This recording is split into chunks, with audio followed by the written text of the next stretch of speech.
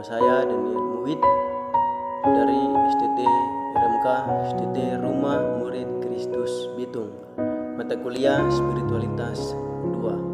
Nah, pada kesempatan kali ini saya akan membawa dan menjelaskan materi dari hamba Tuhan dan hobi. Hamba Tuhan dan hobi. Nah, saudara, semua orang punya hobi. Semua orang memiliki dan mempunyai yang namanya hobi. Nah, hobi itu adalah sebuah kegemaran akan sesuatu dan senang pada sesuatu. Jadi hobi itu adalah kita menyukai sesuatu. Nah, kenapa ada hobi? Nah, hobi itu ada karena ada sifat dasarnya atau yang biasa disebut dengan genetika, yaitu pewaris sifat atau talenta. Jadi hobi itu ada pada pewaris sifat kita. Nah, yang berikut yaitu karena lingkungan sekitar. Karena lingkungan sekitar kita. Nah, contohnya seorang ayah yang hobinya, seorang bapak yang hobinya main bola, sehingga dia ajak anaknya main bola dan sehingga anaknya ini memiliki hobinya adalah main bola karena lingkungan sekitar ayahnya selalu mengajak dia untuk main bola. Nah, kita juga perlu hati-hati dengan hobi. Mengapa perlu kita hati-hati dengan hobi? Nah, karena kita belajar dari kasus di dalam Alkitab. Belajar dari kasus-kasus dalam Alkitab, mengapa kita harus hati-hati dengan hobi. Kita lihat dalam Kejadian 25 ayat 27. Kejadian 25 ayat 27. Lalu bertambah besarlah kedua anak itu. Esau menjadi seorang yang pandai berburu, seorang yang suka tinggal di padang, tetapi Yakub adalah seorang yang tenang, yang suka tinggal di kemah. Nah, jadi yang pertama ini Esau punya hidup. Belajar dari Esau. Jadi Esau punya hidup untuk hobi.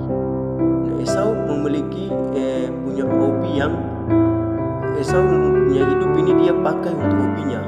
Nah, ini masalah sifat. Nah, dimana ada kita lihat dalam spirit.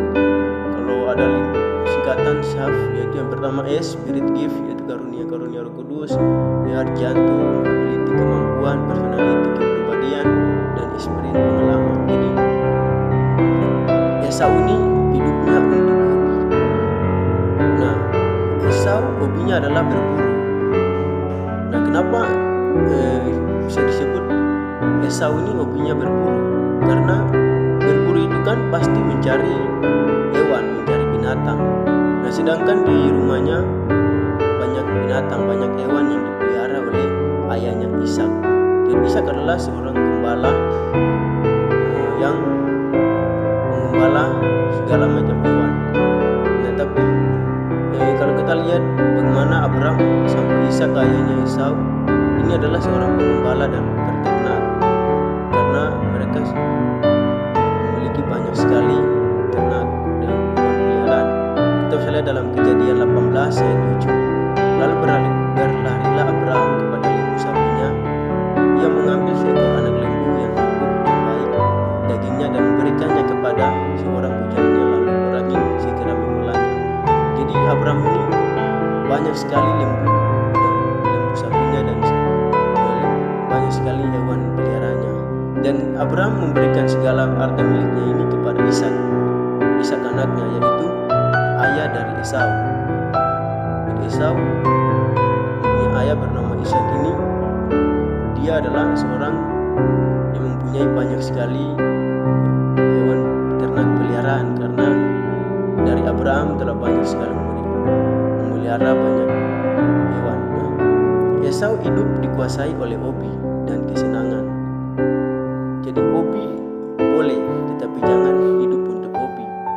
Kita boleh memiliki hobi, tapi jangan kita hidup untuk hobi. Nah, sedangkan hidup untuk hobi tidak punya disiplin diri dan tidak mau siksa. Artinya apa yang dia suka langsung ambil kesimpulan. Kita bisa lihat dalam Kejadian 25 ayat 29 dan 32 sampai ayat 32. Nah, pada suatu kali Yakub sedang memasak sesuatu. Lalu datanglah Esau dengan lelah dari padang. Kata Esau kepada Yakub, "Berilah kiranya aku menghirup sedikit dari yang merah-merah itu, karena aku lelah." Itulah sebabnya namanya disebut Edom. Tetapi kata Yakub, "Juallah dahulu kepadaku aku sebunganmu." Esau sebentar lagi gunanya bagiku aku sulungan itu? Nah, jadi karena Esau ini ingin karena kesenangannya sementara membuat dia menjual hak kesulungannya sebagai anak yang sulung. Nah, karena itu jadi hobi boleh, tapi jangan hidup untuk hobi. Nah, yang berikut yang pertama dari Esau. Yang kedua kita belajar dari Ishak. Nah, Ishak hobinya apa? Hobinya suka makan enak, makan sedap. Kita lihat dalam Kejadian 27 ayat 4. Di sana Ishak mengatakan bahwa olahlah bagiku makanan yang enak seperti yang kugemari. Sesudah itu bawalah kepadaku supaya ku makan agar aku memberkati engkau sebelum aku mati.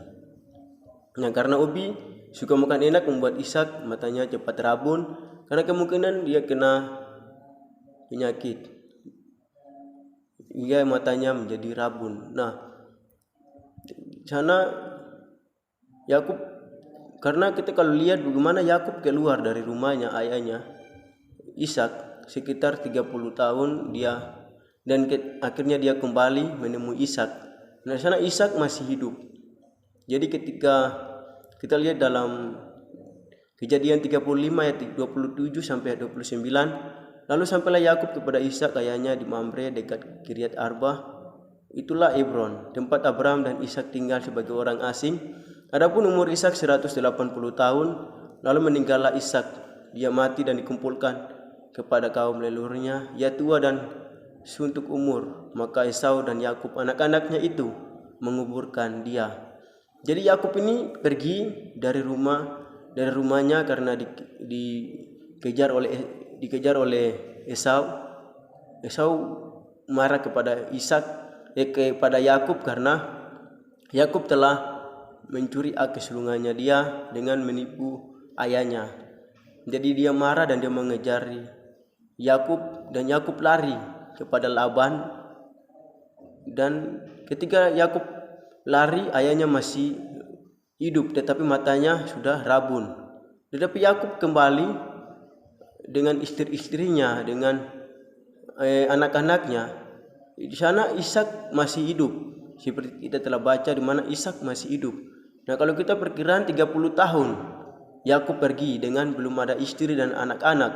Tetapi ketika Yakub kembali dengan membawa istri dan anak-anaknya ini, di sana Ishak masih hidup. Jadi beberapa tahun, 30 tahun yang lalu Ishak ini matanya sudah rabun. Karena menurut tafsiran dia suka makan sedap dan akhirnya mengganggu matanya. Yang ketiga, Salomo karena Obi membuat dia jauh dari Tuhan. Ya, Salomo karena Obi membuat dia jauh dari Tuhan. Kita lihat dalam 2 Tawarik 14 ayat 17. Nah, sebuah kereta yang didatangkan dari Misraim berharga sampai 600 sikal perak dan seekor kuda 150 sikal, dan begitu juga melalui mereka dikeluarkan semuanya itu kepada semua raja orang Ed dan kepada raja-raja Aram. Nah, Salomo ini hobinya adalah kumpul kuda-kuda, dan hobinya adalah juga dengan kumpul banyak istri. Nah, kita lihat dalam 1 Raja-Raja 13 ayat 3 dan 4, ia mempunyai 700 istri dari kaum bangsawan dan 300 gundik. Istri-istrinya itu menarik hatinya daripada Tuhan, sebab pada waktu Salomo sudah tua, istri-istrinya itu mencodongkan hatinya kepada Allah-Allah lain, sehingga ia tidak dengan sepenuh hati berpaut kepada Tuhan Allahnya seperti Daud ayahnya. Nah, Salomo ini karena hobinya ini sehingga membuat hidupnya jauh dari Tuhan. Nah, jadi jangan kita hidup karena hobi membuat kita jauh dari Tuhan. Nah, bagaimana kita berhobi yang baik dan benar? Bagaimana kita memiliki hobi yang baik dan benar? Yang pertama, pastikan hobi kita tidak menjauhkan kita dari Tuhan. Contohnya seperti hobi mabuk, menyambung ayam. Nah, ini hobi-hobi ini membuat kita menjauhkan kita dari Tuhan. Nah, yang kedua, hobi kita itu untuk memuliakan Tuhan. Jadi hobi kita untuk memuliakan Tuhan, jangan jadi batu sandungan. Nah, contohnya dalam medsos semua kita posting hal-hal yang tidak penting, kita posting dalam medsos kita, dalam Instagram, dalam FB, dalam YouTube kita. Nah, itu yang kedua. Yang ketiga, cari hobi yang punya nilai tambah dalam kehidupan kita. Jadi kita harus memiliki hobi yang punya nilai tambah, memiliki nilai tambah dalam kehidupan kita. Contohnya seperti baca buku. Nah, baca buku itu kalau kita mempunyai hobi membaca buku, maka akan menjadi nilai tambah bagi kita sendiri. Nah, yang keempat, jangan korbankan hal penting demi hobi. Nah, contohnya seperti kesehatan, keluarga, persahabatan, dan hal-hal ibadah. Jadi jangan kita korbankan hobi kita untuk kesehatan, karena hobi kita mengorbankan hal-hal penting dalam kehidupan kita, seperti karena hobi kita suka main bola sehingga kita lupa untuk beribadah. Nah, yang kelima, milikilah pengendalian atas hobi, atau dengan kata lain penguasaan diri di atas hobi. Jadi jangan hobi menguasai kita, tetapi kita harus menguasai hobi. Jadi kita harus memiliki pengendalian atas hobi kita dan memiliki penguasaan diri atas hobi kita. Puji Tuhan. Terima kasih. Tuhan Yesus memberkati.